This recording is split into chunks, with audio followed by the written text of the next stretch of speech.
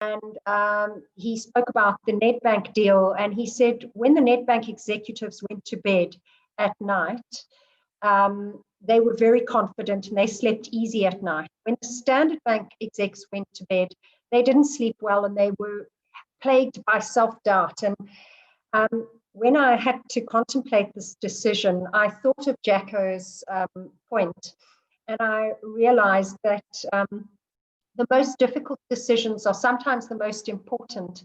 And if you are absolutely clear on a decision, you should check yourself, because perhaps you might be oversimplifying the situation. So it was a really tough decision, particularly difficult that I wasn't going to be seeing my kids. Look, my kids are independent. They're 26 and 28 now. So they are completely independent. My oldest is married and they were living in a different state, but it's still, there's a different time zone, the psychological factor, particularly under COVID, of knowing that I can't go over and see them. Even now that the borders have opened up in South Africa, the Australian borders aren't open, so I still can't go and see them. So it was certainly a tough decision then, and it's got more difficult with COVID, but hopefully we're on the right side of having this behind us.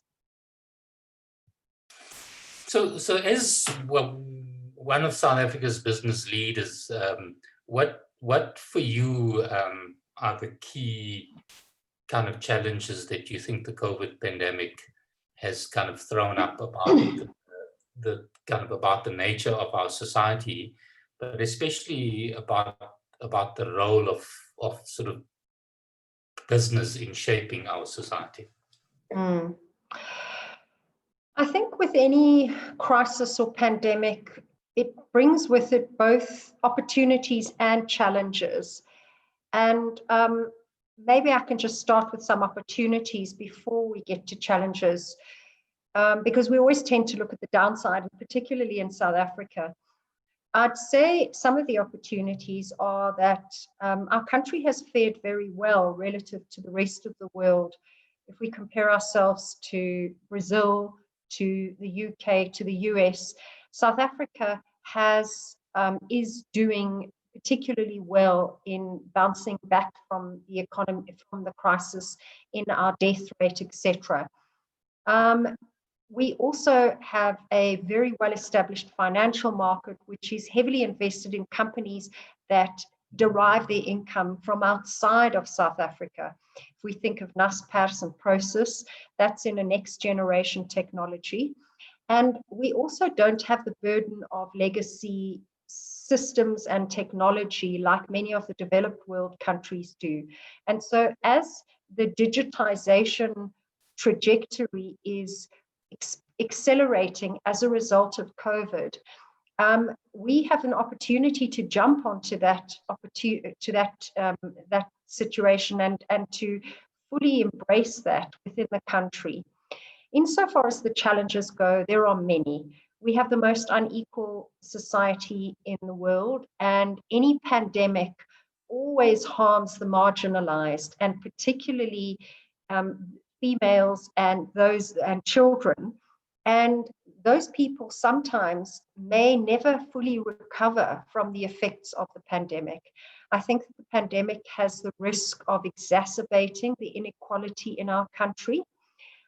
As we saw with the unemployment rate, even though the sort of rhetoric suggested that it had gone down to 23%, that was a bit of a fallacy, because people have stopped looking for work because they are no longer able to look for work because of COVID. Were you to include those people, the unemployment rate has gone up to 43%. I think that our SOE crisis is in dire need of resolution, and the investment and administration of fiscal stimulus is really critical to create jobs. And then, of course, the other major challenge that we're facing into is a fiscal cliff. Our debt to GDP ratio is rising. That was the key reason behind the downgrade by Moody's in March. and is the key reason behind many of the negative reports that are coming out from the rating agencies. So the problem with the debt to GDP ratio is that not only is debt increasing, but our GDP and our growth is contracting, and we don't have a positive outlook on that possibility.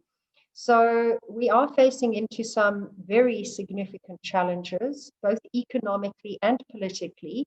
And the moment you reach a tipping point in both unemployment and the general wealth levels in the country of the marginalized as well as the middle class, that does give rise to potential radical transformation and quite extreme behavior. And so that is a concern. And on the upside, what I have noticed is, as a leader in business and a leader that often represents the listed environment, is that there is much more public-private sector collaboration and much more engagement than I've ever seen in my entire career.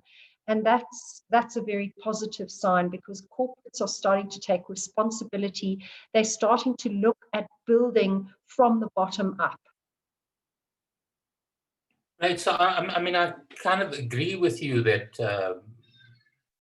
that on the kind of health side, I think if we look back on the last six months, I think we can sort of kind of almost kind of breathe a sigh of relief that things did not turn out kind of as yet to be as bad as the early projections had kind of suggested, and that you know, we should be kind of relieved as a society that our kind of recovery rates are as high as they are, that the rates of infection at least don't kind of appear to be that high, although some of these new seroprevalence studies suggest that actually infections have been high, and that we have just a large number of kind of asymptomatic kind of infection. So kind of on the health side, things look to be a lot better than I think we kind of thought they thought than what we thought they might be. But on the economic front, I think the kind of impact of COVID and the lockdown is kind of probably much worse than kind of anyone had ever imagined it would be. I mean, the kind of unemployment numbers for a country that has high unemployment anyway are kind of, as you said, pretty frightening. And you mentioned the kind of inequality numbers. I mean, it kind of also seems to me that this is a kind of economy for sort of big, large, powerful people do well, and that there's large numbers of marginalized South Africans, especially kind of female South Africans, who don't find their space in this kind of in this economy. So it does seem to me that the lesson that I take is that something has to be done that's different, and that we need, with kind of all of our problems, to be quite imaginative about how we get out of the crisis and how we build a kind of economy for the future. What are your thoughts on what should we be doing that's kind of out of the box, and kind of how can we kind of feasibly do some of these things? So Imran, I think if I go back to the beginning of your point that we started, which was on the health side of things, on the upside, I think what will come out of this crisis is that emerging market economies will have much better health facilities and have invested materially much more in their health systems than they had previously, South Africa included. I do think that South Africa is ahead of most developed world economies because in the health space, because of our experience in managing pandemics. Or we've managed the HIV crisis, we've managed TB, we've been involved in the Ebola crisis, and our doctors, we shouldn't underestimate. And we shouldn't underestimate the experience and the knowledge and the skill in that space. And fortunately, it's increased investment into the medical and health service space. Insofar as what we should be doing, I think that the pain points are fractures that were pre-existing before the crisis, and the pandemic has merely served to exacerbate or to highlight these pre-existing problems that we had in our society. The first is in joblessness, and that stems from an education system that needs to improve. We need more math, science, and science graduates. We need more investment in some of the grassroots skills, which are not necessarily higher education, notwithstanding the fact that I value education and I'm talking to tertiary educated students or business people. The point is that there is space for electricians and other trades in the market, and we're not educating enough people in that space. In addition to that, the area that is in crisis and absolutely needs support is the SME space. It's estimated that more than 70% of SMEs didn't have cash flow to see them through more than 2 to 3 months of the crisis, and this has been going on for 7 months now. So we are going to see many SMEs going into liquidation. And the concern that I have is that we need to make sure that the money that the government has put aside for SMEs is properly administered and finds its way into the hands of those recipients, potential recipients. And then joblessness is a major crisis, and funds, rather than being invested in bailing out state-owned entities, need to be directed towards job-creating industries. I think there's wonderful work being done in the infrastructure space. The issue there is that we don't have spades in the ground. We don't have enough projects being initiated. There are too many projects planned and insufficient actually starting to yield productivity and starting to require resources. So these are the key grassroots issues that we have to grapple with. I don't think that they're outside of our reach, and I do think with proper leadership, we can achieve those, we can overcome those challenges, but we're going to go through a tricky patch in the next 3 to 5 years. We're coming out of a major deficit, so to speak, a political and financial deficit, through the last years under Zuma, and we have to build back better. And it's all been exacerbated by the pandemic.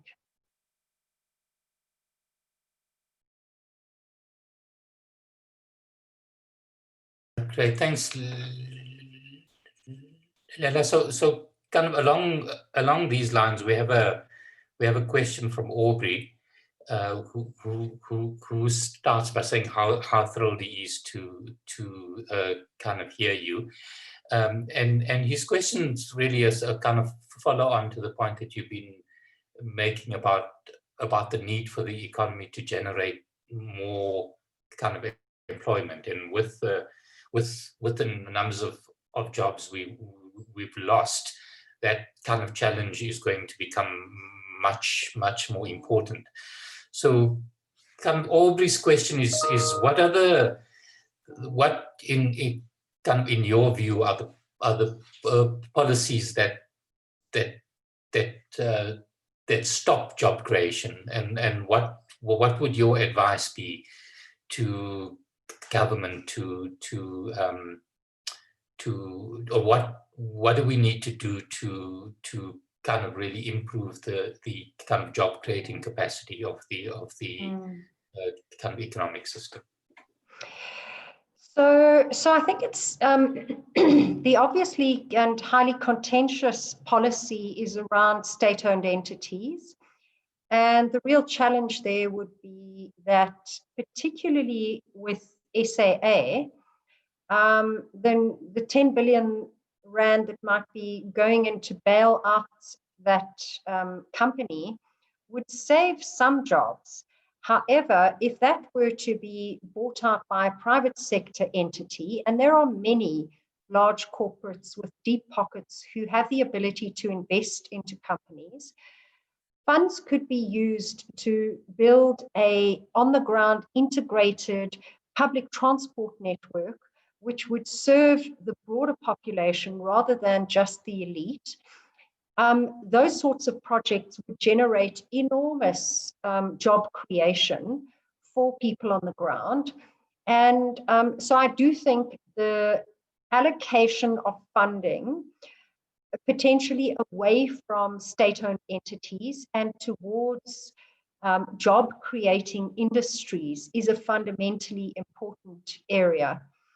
In addition to that, policies around, for example, Eskom are critical to unlocking the economy, because not only do Eskom employ hundreds, thousands of people, but they have a multiplier effect on the economy. And so policies around, for example, allowing private sector to sell back electricity that they've generated from sunshine, solar-based energy into the grid will be critical to enable Eskom to deliver on their ask. These policies are very well implemented overseas, and the government is moving towards that. It creates a more green-based economy, and it reduces the load on their state-owned entity of Eskom. I think in addition to that, just directing the funds that currently exist, and also Ramaphosa has put a number of processes and initiatives in place to address corruption. And managing corruption is essential to make sure that the funds that are allocated to job-creating industries actually get to where they're intended. So I'd say those are probably some of the key things that need to be considered in policy making relating to growing and building the economy. Thanks, Leila. I think that's a kind of set of questions we could talk about all night. Let's see if we can get someone from the audience to ask a question. So I see a hand up from Stavros Nicola from kind of Aspen. I don't know if this is going to work, so I'm going to see if we can get Stavros to ask his question. Over to you, Stavros. Thank you, Program Director. Hopefully I'm audible. I'm in a bit of a loud area, but hopefully I'm audible. So thanks, Leila, for that overview. As you'd expect, my question relates to healthcare and your assessment on the public health response by our country. To which I largely agree. I want to make a comment rather than a question, Leila. So the overall assessment, as we sat in Business for South Africa, and I headed up the health platform for B4SA, is that generally at a public health level, our response was good, less effective at an economic recovery planning and an implementation perspective. I think that's the general consensus out there.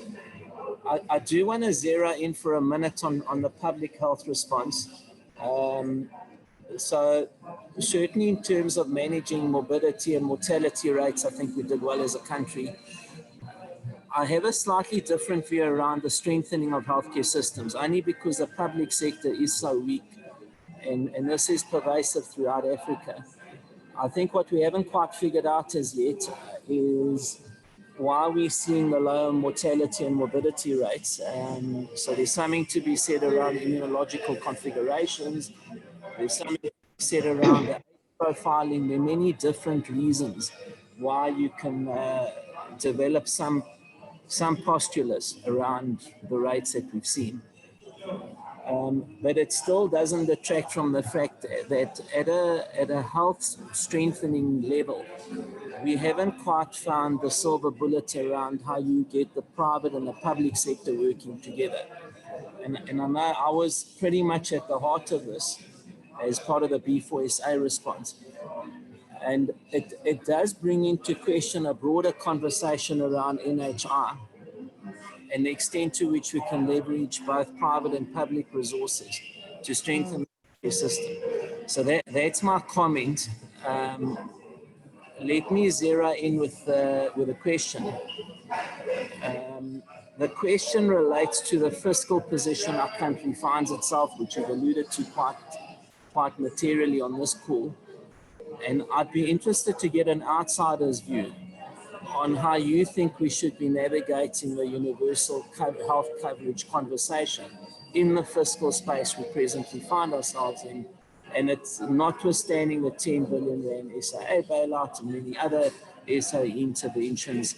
I'd be keen to hear your outsider perspective looking in. Thanks very much. Yeah, thank you. Very insightful comments and perspectives. And I too worked on the B4SA initiatives from an economic perspective. And I think that we've got some work to do in influencing government to the same level as, for example, Labour does. So yes, while COVID has shed the spotlight on healthcare systems broadly in emerging markets, there's no silver bullet, and it by no means has resolved the crisis that we see across the world in developing or even frontier markets around healthcare and access to health. And I believe that access to healthcare is a human right. Unfortunately, and you came straight to the real crux of the problem, is an affordability issue. And this is a tremendous conundrum around how the country can afford to offer proper health care when its fiscus is in the position that it's in.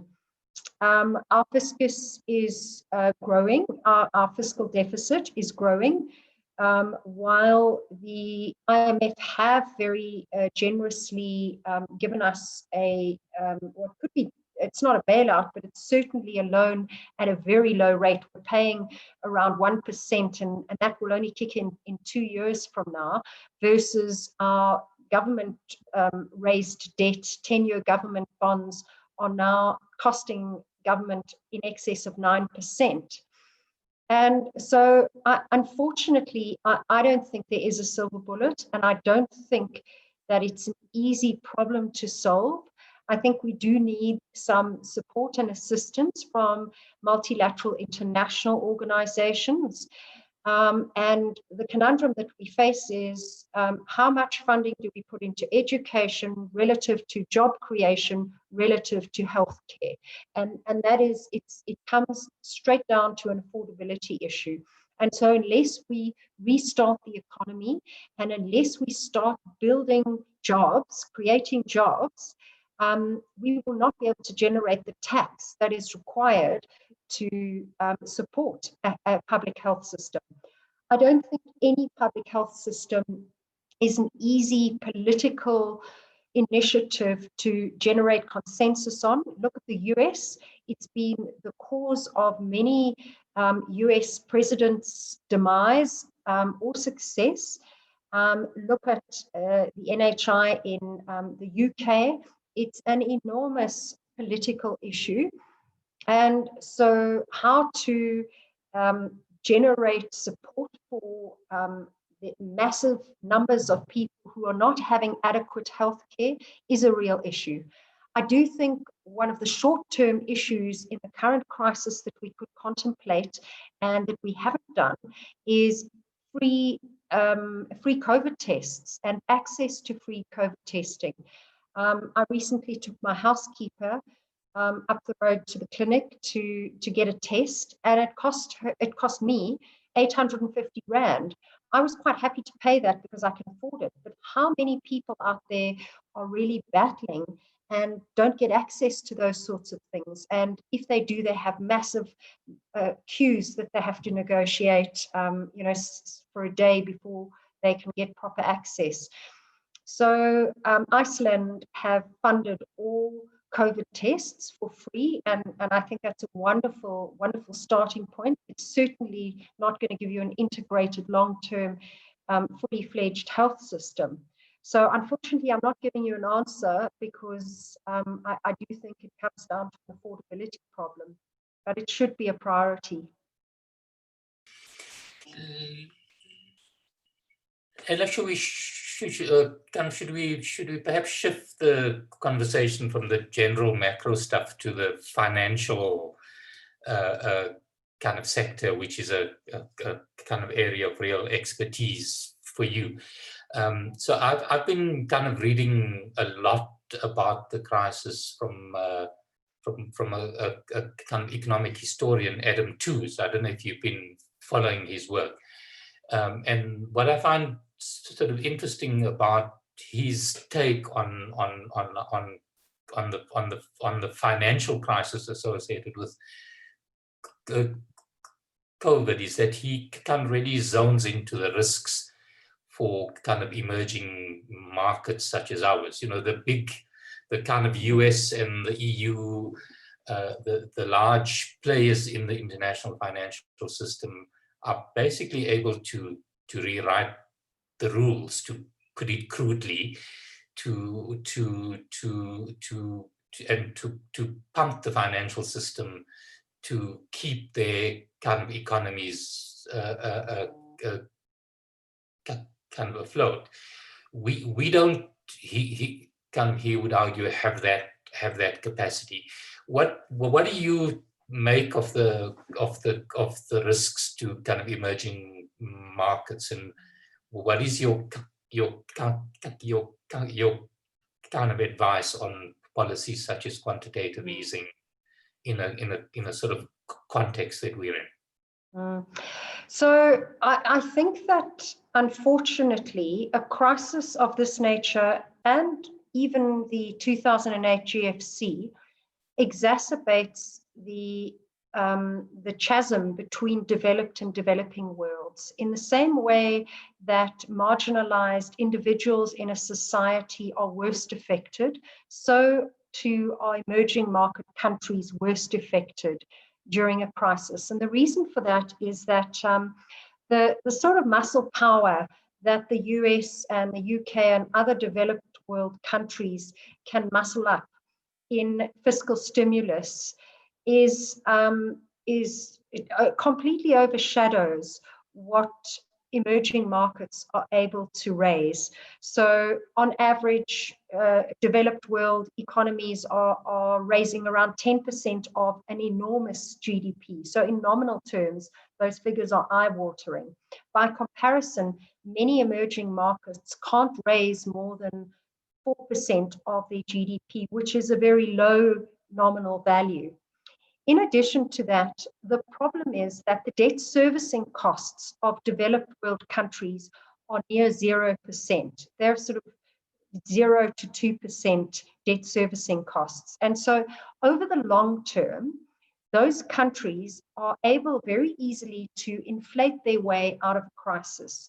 After the World War II, the debt that after the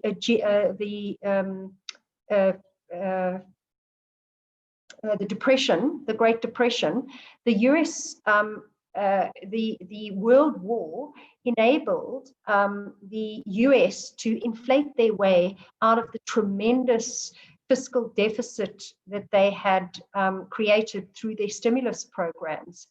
Unfortunately, for emerging market economies, they don't have that ability because, firstly, their going-in position is a highly indebted economy. And secondly, their debt servicing costs are orders of magnitude bigger than the developed world's. So, so the problem here is that that developed worlds are going to be saddled with enormous debt that they are going to struggle to fund over the next 3 to 5 years. And often in South Africa, we are quite fortunate in that less than 10% of the debt that we've borrowed is in hard currency. Most other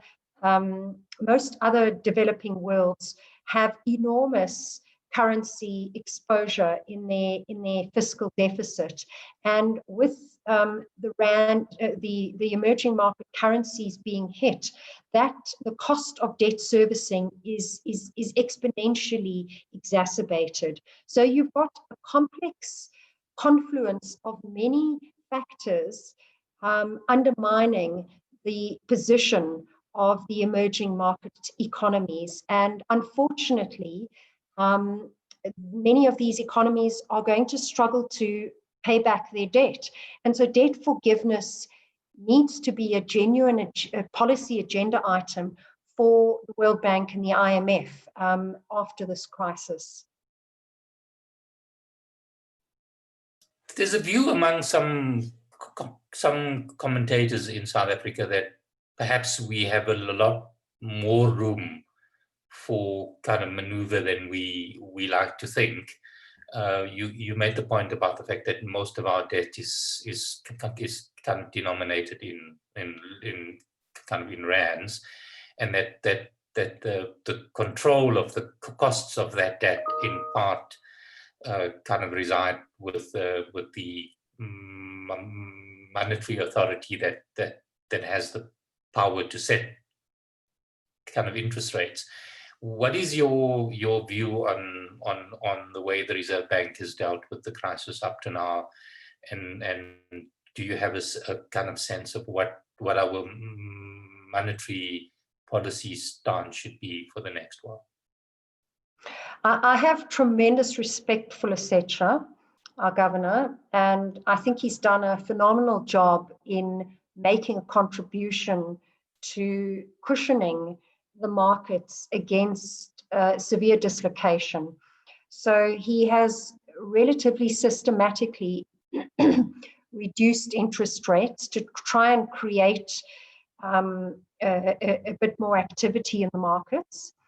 Unfortunately, the effect of rate reduction is limited because many South Africans don't have bonds. Many South Africans don't own, don't have repayment on motor cars. Many of them, of course, do have unsecured debt, but those are very small values. And so the impact of a reduction in the repo rate, and therefore the interest that our consumers on the street are paying for their mortgage loans and their car loans, is quite limited to a very specific part of the economy. And so it's the governor has done what he can, and he's done a phenomenal job and been very creative in many of the levers that they've been able to pull. However, we need to have fiscal and monetary policy alleviation. And unfortunately, our fiscal armory is limited. We don't have a depth of fiscal availability, and we are sitting on a very high debt to GDP ratio, and given that GDP is reducing, this is becoming more and more problematic. In addition to that, I do think that we have work to do to ensure that fiscal stimulus is properly correctly administered, and that those funds that are earmarked are genuinely properly directed to those areas that will stimulate the economy most. So I want to now take a question from the audience. So we have a question from we've got a question from Samuel Keliso, who makes the kind of argument that when we go through a crisis like we have, that one of the responses that you get is a shift towards much more kind of protectionism. And of course, we're seeing that in the US. But what's kind of interesting about the question is a kind of suggestion that South Africa is a very inward-looking kind of inward-looking economy, and that we kind of going to be pressed to be much more inward-looking. And the suggestion is that maybe we should be a lot more focused on exports and kind of generating growth and kind of employment through the export side of the economy. Do you have any views on that? Samakaliso, thank you for that question, and it's a great point you raise. I think coupled to that is that we all know that a weakening rand increases the attractiveness of exports. And we also, if by looking at the outlook on the rand, know that the trajectory is likely to continue to deteriorate. And so with this deteriorating currency, we should absolutely be exploiting our opportunity to export. In addition, what is very clear is that as a result of the COVID crisis, the dislocation in supply chains, as well as the Trump-China, the US-China trade wars, trade corridors are changing.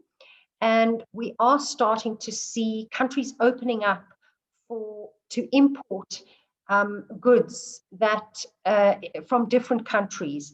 And so if we are proactive, we have an opportunity to genuinely look at how we can start exporting. One of the cheapest and most obvious sectors is that we are a country with one of the highest number of days of sunshine in the world. We could be exporting solar and even wind energy. How is it that countries like Germany and other South European countries have massive windmills in the sea that are starting to generate real returns for them, and that we're not exploiting that opportunity? In addition to that, there is the obvious growth in the resource sector. We've seen PGMs, which is the platinum group of metals, together with gold hitting all-time highs over this past year. And as the crisis continues, we will see a jump to safety, which is to commodities often. And so that's a great opportunity for export. So yes, fully agree with you. And we definitely should be doing more. And where would I invest my money? I would invest my money in two places. First, sustainable development sectors. Now, I need to just indicate that I'm not a financial services advisor, and so I can't give advice. But what I can say is that the sustainability industry is a growing industry. Large corporates, one of the biggest asset managers, well, the biggest asset manager in the world, BlackRock, recently their CEO, Larry Fink, set out a letter indicating very explicit support for sustainable investment into sustainable companies. And so we have the opportunity to create green energy with our natural resources. And so I would certainly be looking in that space. And then secondly, next generation technology. We have already invested heavily in some international companies like Tencent. Naspers owns more than 30% of Tencent, which is an enormous achievement. And we have some interesting startups that should be backed and they should be supported to start exporting technology, particularly in the financial services industry. We punch way above our weight in the technology that we've started to introduce in financial services. Great, thank you. So I have a request to ask a question from S. Lamini. I'm going to see if we can get S. Lamini to ask his or her question. Thank you very much, Imrad. Good evening, Dr. Fourie. A pleasure. Thank you very much for taking the time. It's been insightful to follow your career over the years, and I think it's a pleasure to have you back in the country.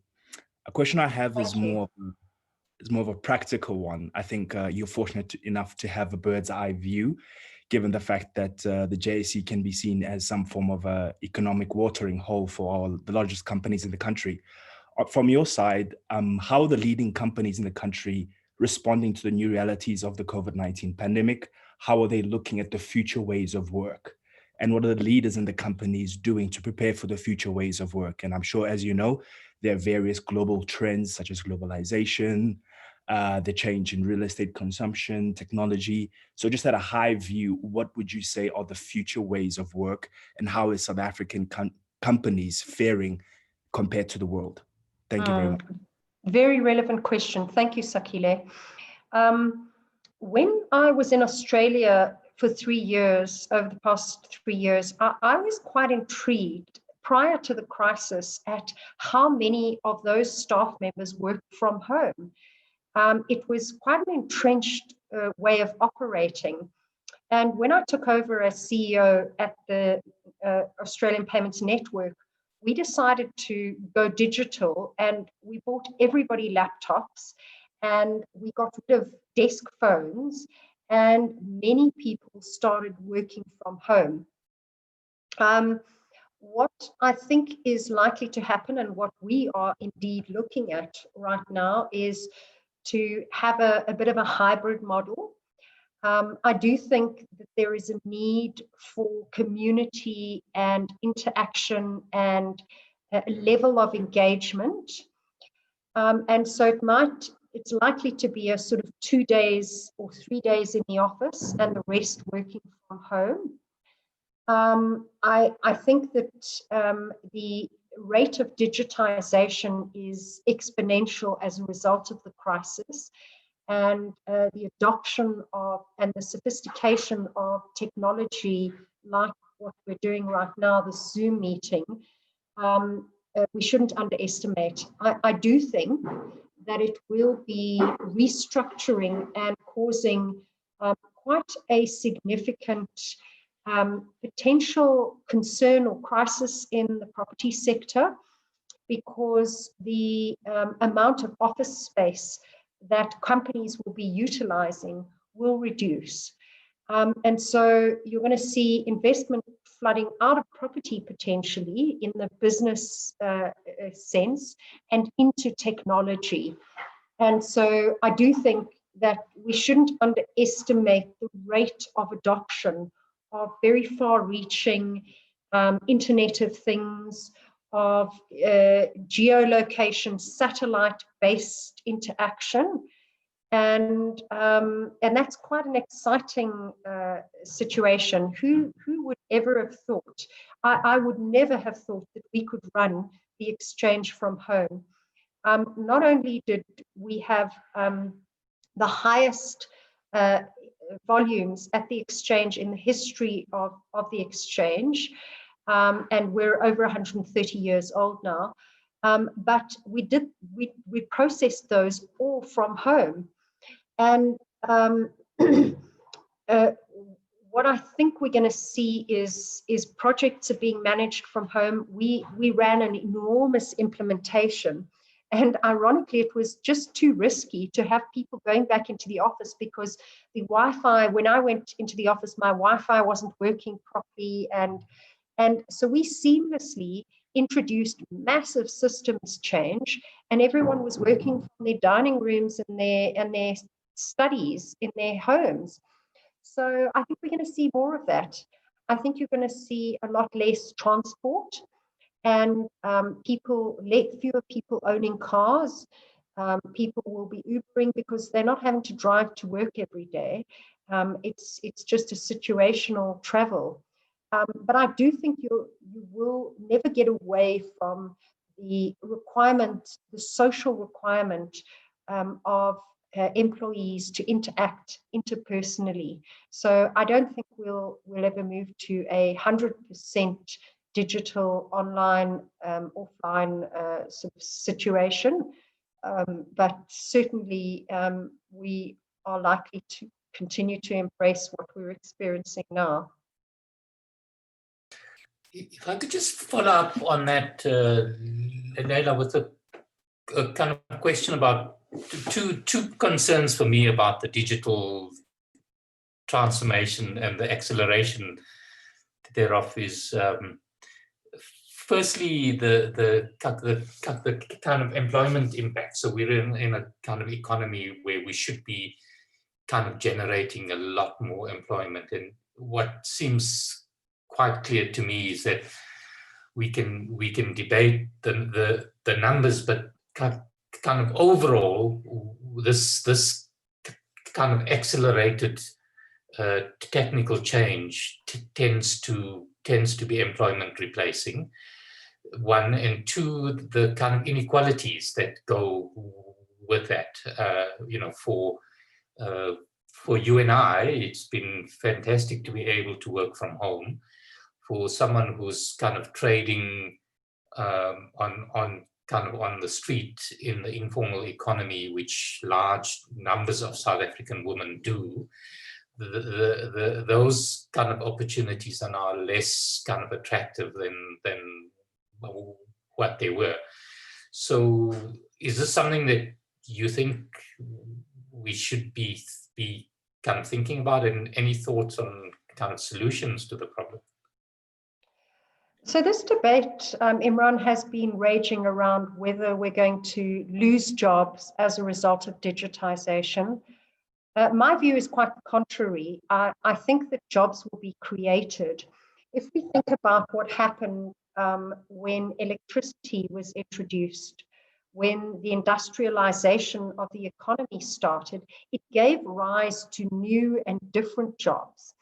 And so while certain manual labor might become a thing of the past, it will give rise to a different type of employment and a different level of skill. I do think in the short term that particularly in unequal societies as ours, where we have a very high poverty threshold, that access to data is a human right. I think that we do need to see either private sector working together or public sector providing free Wi-Fi. When I was in Brazil, I went to the favelas, which is like our townships, deeply poverty-stricken. And in the favela that I was in, the drug dealers had offered free Wi-Fi. Now, you can, of course, question the motive of that, but the point of the matter is that all of the people in that establishment or in that settlement had access to Wi-Fi. I visited somebody who was living in a 5-foot by 5-foot shack, and he was a Bollywood animator, and he had the most high-tech Apple technology, and he could hook up to Wi-Fi from his tin shanty. And so I do think that the smartphone penetration is increasing. I think cell phone penetration across Africa is deep and promising. And that creates the opportunity to give access to people on the ground who need it most. So in the same way as we see electricity and sanitation as a human right, so too will data and access to Wi-Fi become an absolute human right.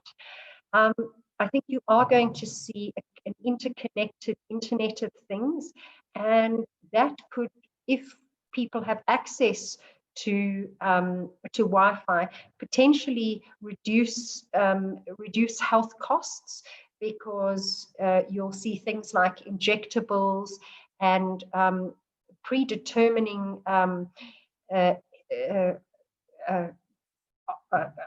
situations like injectables, picking up cancer long before it passes, passes a critical stage, and so I don't think that the digitization is going to create a jobs crisis. I think it's going to create a job opportunity, and I think that there is a public sector role that needs to be played, as well as private, to ensure access and continuity of technology across, all levels of society. Right. So I'm going to kind of pass on for a question to Ellen Barbeau. I think I'm kind of pronouncing your surname the way it should be. Alan's had his hand up for a while, so let's pass it on to him. Hi, Alan.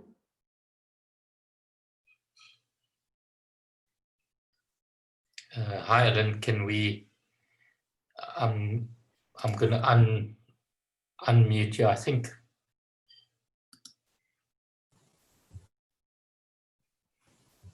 Imran, can you hear me?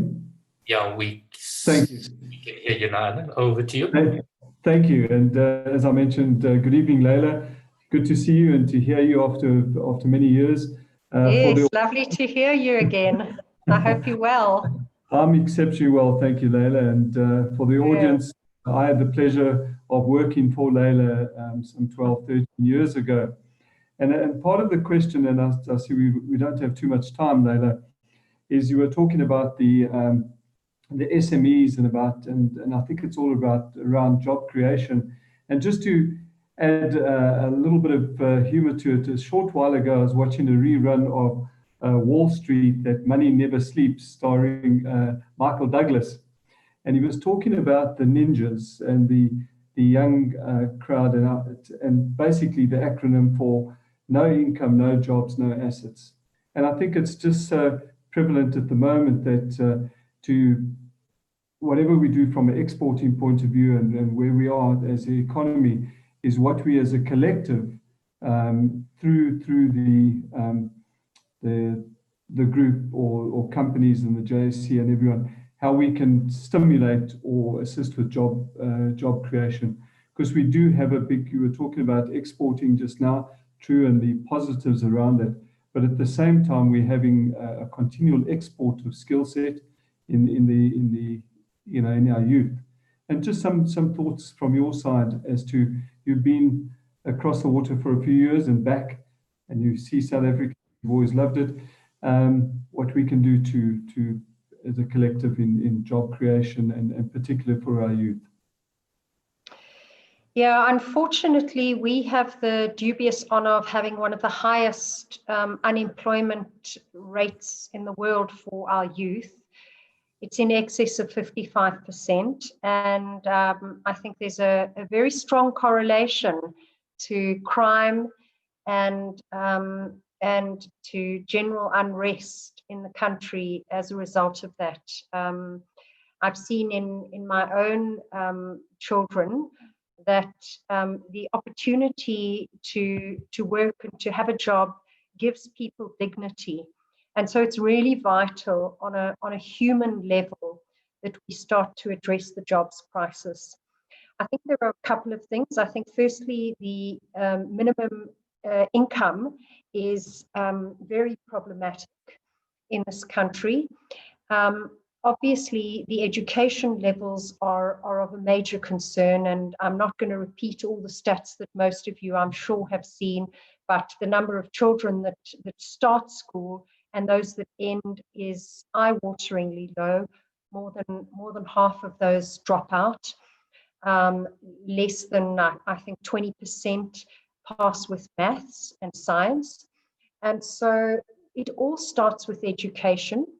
Secondly, I do think that government has a role to play to, in a targeted way, identify the youth and prioritize them in the same way as we are approaching BEE, to look to create incentives, and it could be tax incentives to corporates who employ the youth. And then, of course, it's to ensure that we have enough of a feeder system into those sectors that are representing growth for the future. And that is particularly the STEM sciences. And so technology, maths and science are critical for the future if we are going to digitize and we're going to drive technology. So I do think that there is a lot more that could and should be done to improve the focus on the youth. There are a lot of wonderful NGOs and organizations like YES, but we need to get business to use their convening power to more actively support this part of the population, because they are our future. Without the youth, the economy will not grow. So it is something that's close to my heart, and something that I feel we need to do a lot more about. And it's funny that we don't seem to you don't see as many headlines and articles about the importance of resolving that youth unemployment crisis as you do about some of the other crises like general unemployment and fiscal deficit, etc. So more attention needs to be paid to that. Thank you, Leila. Thank you. Thanks, So Alan. shift the conversation a bit to the kind of issue of gender. You're a kind of business leader. You're a mother. You're a woman. I'm sure you kind of yourself battled through all of the kind of prejudice that comes with kind of having to fight for your place in what is a man's world. What is your advice to young women out there on what they should be doing to succeed? And could you tell us a bit about the kind of battles that you've had to succeed? I'd say that if there was one thing that women could do to make themselves more successful, is to back themselves and to be more confident. On average, women are 30% more likely to decline a role that they are overqualified for because of a lack of confidence in their ability to do the job. By contrast, men are more than 30% likely to take on a job for which they are less qualified for. And unfortunately, I think there is an unconscious bias.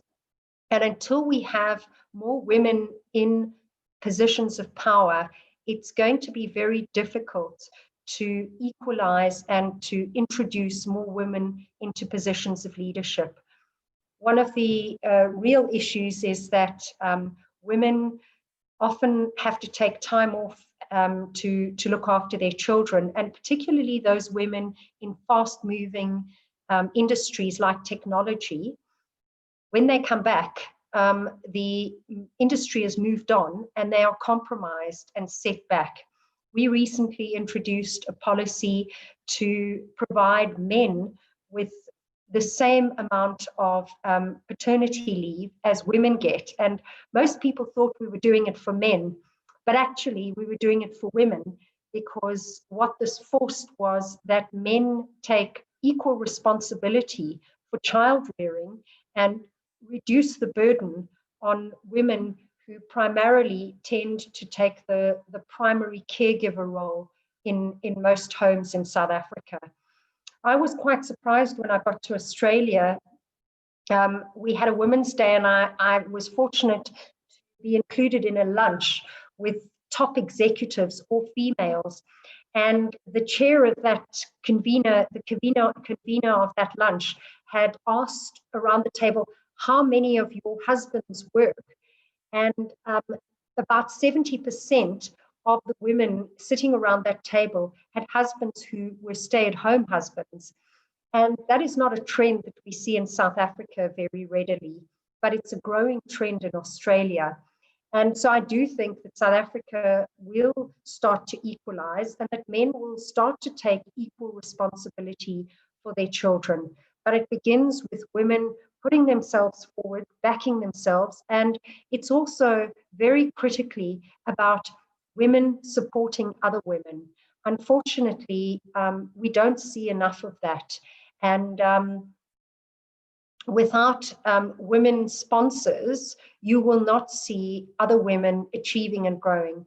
I have been lucky enough to have both male and female sponsors, but I've watched many, many highly competent people not achieving because they don't have that sponsorship. So maybe just to circle back to the confidence, one of the great leaders in business once said, if you're ready for a promotion, it's too late. So be courageous and back yourself and be willing to make some mistakes and have a go. Do a job that you don't think you might be ready for, and you may surprise yourself. Kind of who's been your inspiration? Who are the people that have that you've drawn inspiration from, and have you used mentors? What sort of leadership have you served under, and kind of anything you'd like to share on that? I've drawn, on the gender issue, I've drawn great inspiration from a number of great leaders.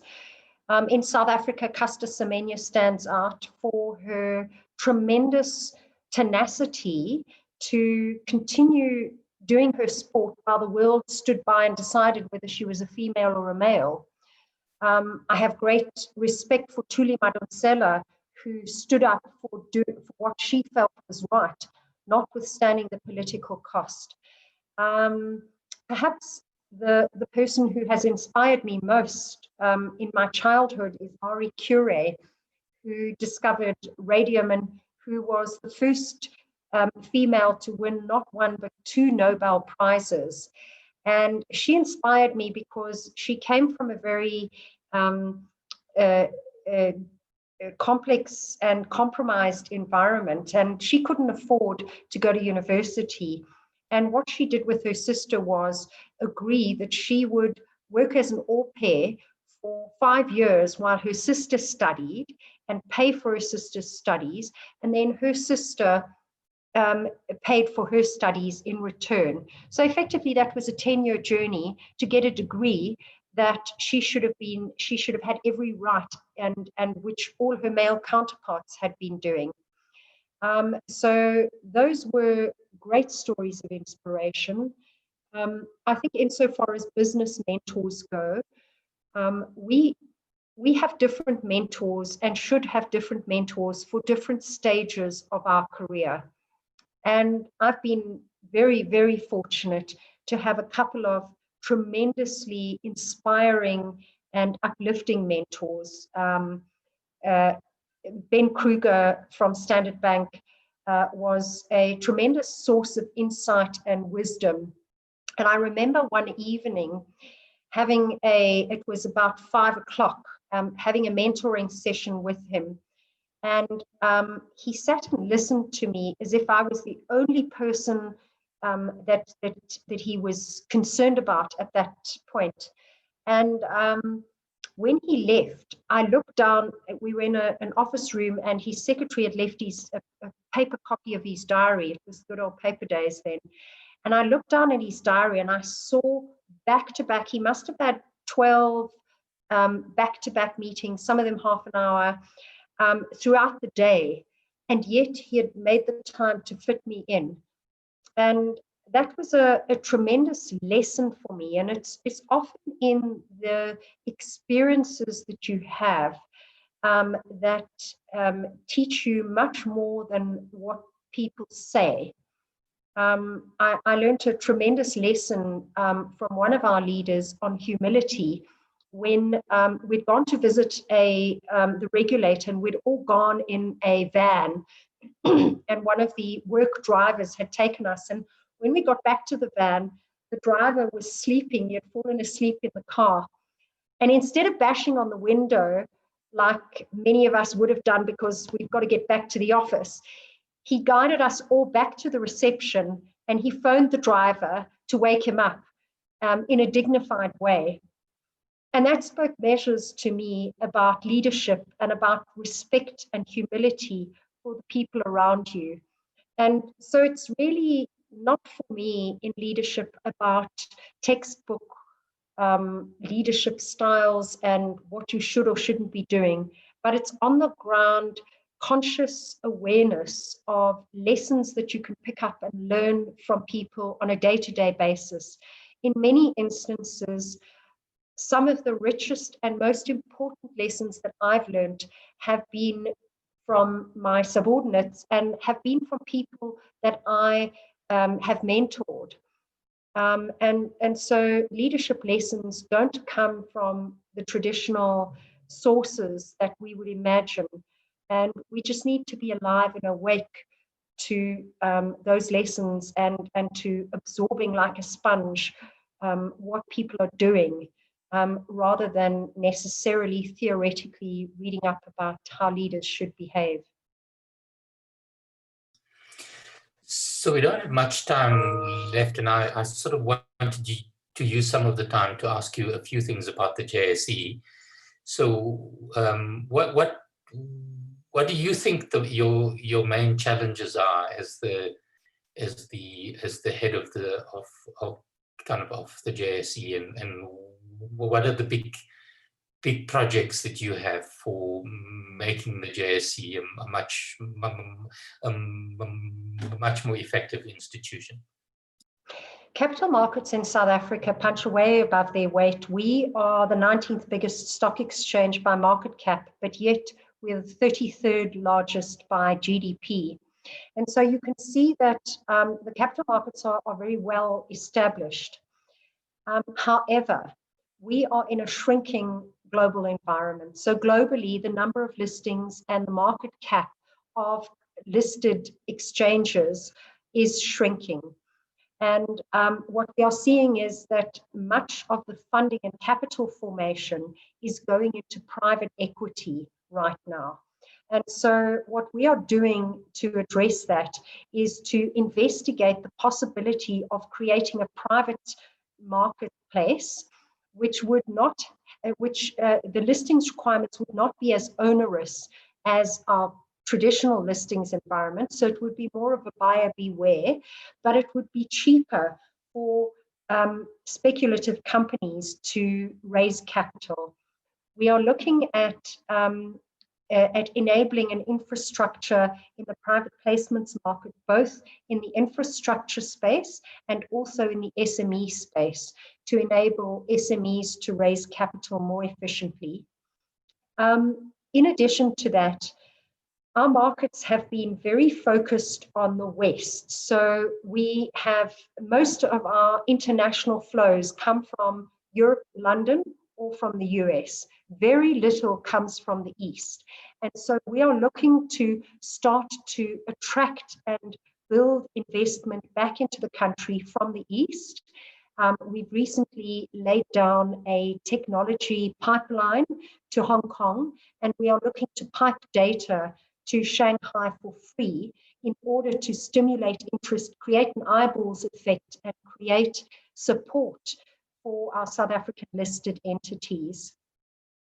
In addition to that, we've seen massive flows out of the country, both in the debt and the equity markets.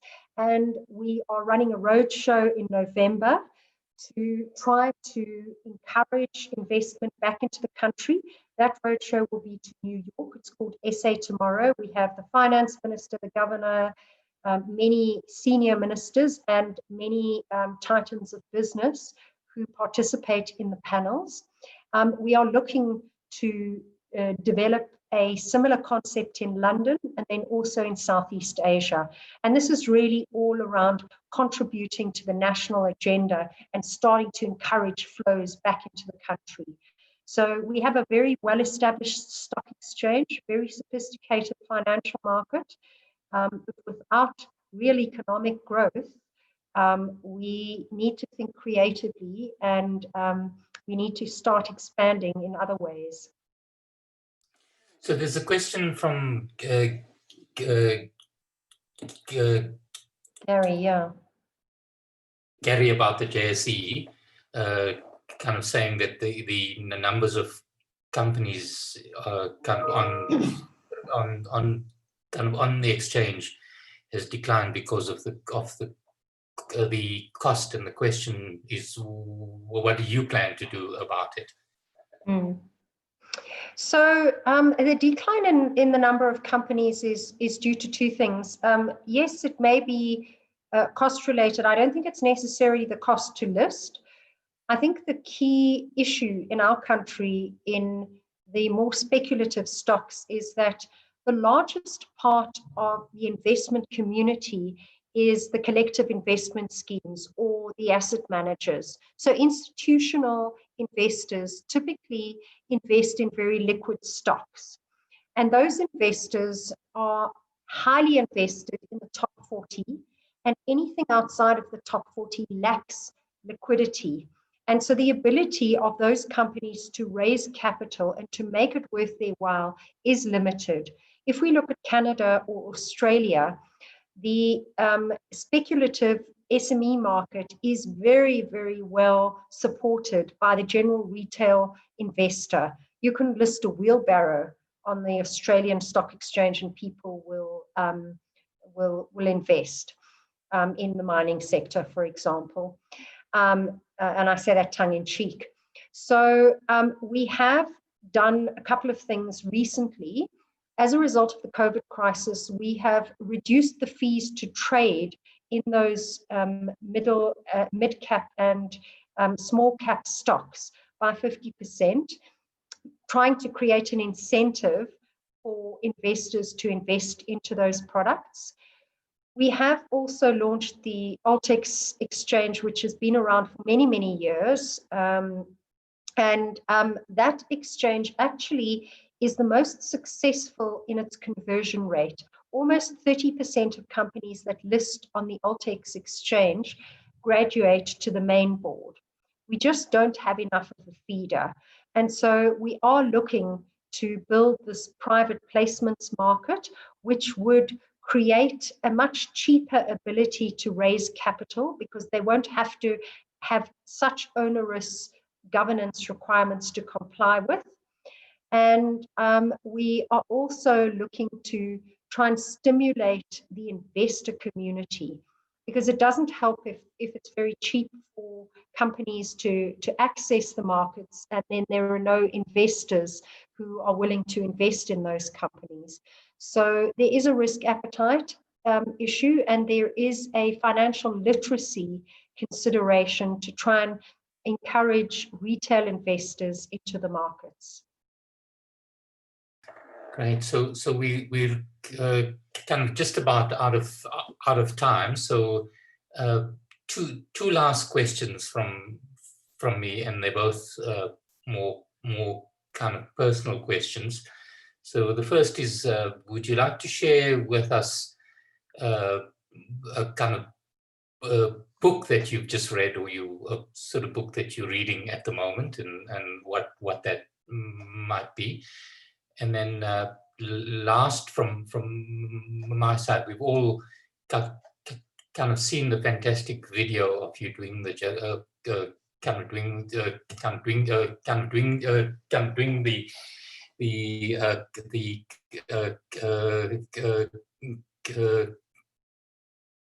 kind of Jerusalem dance. So I'm wanting to know, how long did it take for you to practice that?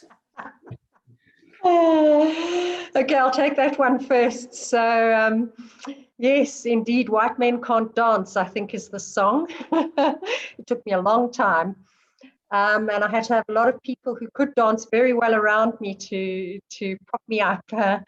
No, it was great fun, and it's amazing how music and dance is a universal unifier.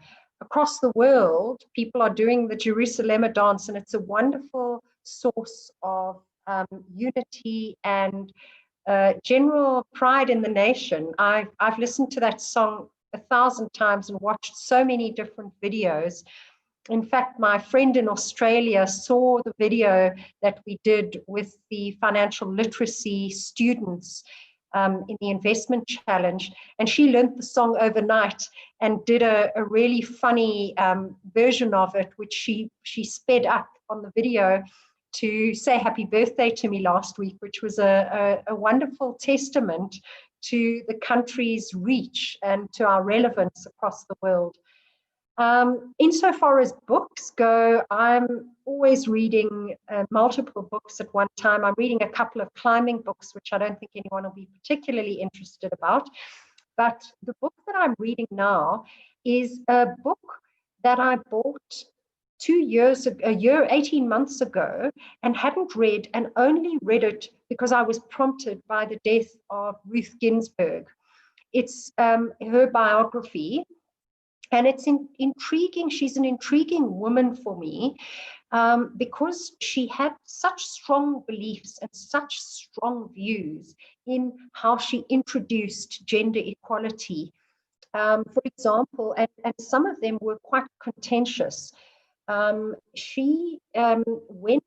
the Wade versus Roe case was passed, which most of you will remember, legitimized abortion, she actually came out against it, even though she was very strongly supportive of gender-based equality. And her reason was that the rationale for Roe versus Wade was based on privacy, and it should have been based on gender equality.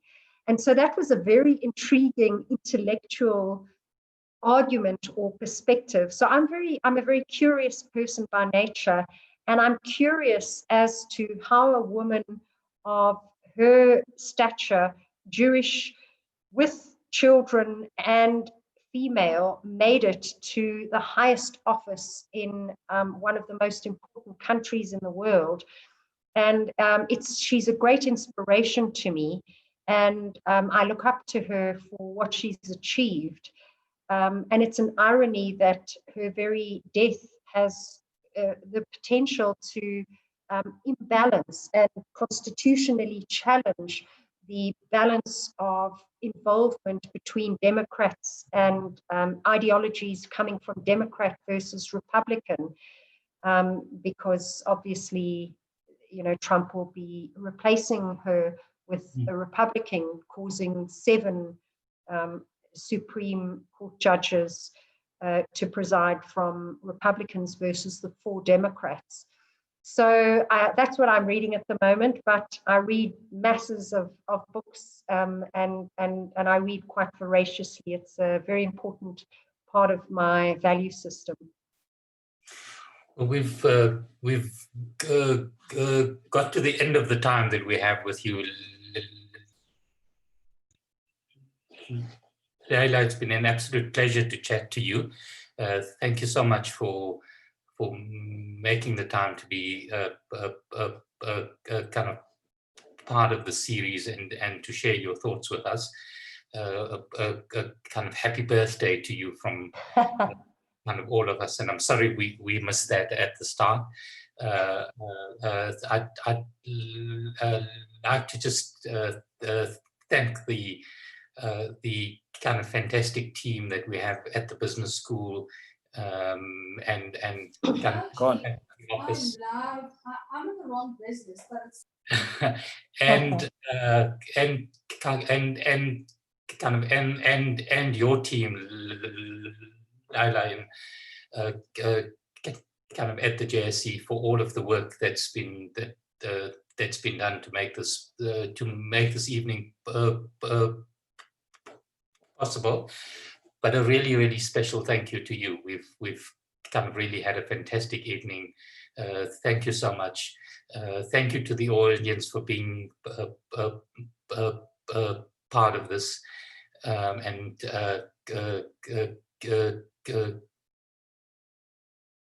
keep safe and keep well, everyone. Imran, thank you so much. No, I just wanted to say thank you so much for facilitating and asking such inspiring questions. And thank you to the audience for such engaging conversation, really thought-provoking questions that you've asked, and very interesting to engage with you. And thank you to all of the organizers. I've thoroughly enjoyed speaking to you. And I hope that you are all coping well under the challenges of the COVID crisis. And I hope that you all stay safe. Great. Thank you so much, Leila.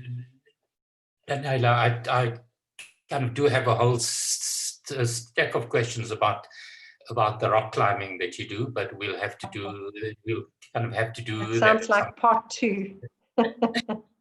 All right, everyone. Thank you so much and good night. Thank you, Imran. Thank you, everybody. Good night. Good night, everyone. Good night, Leila. Good night.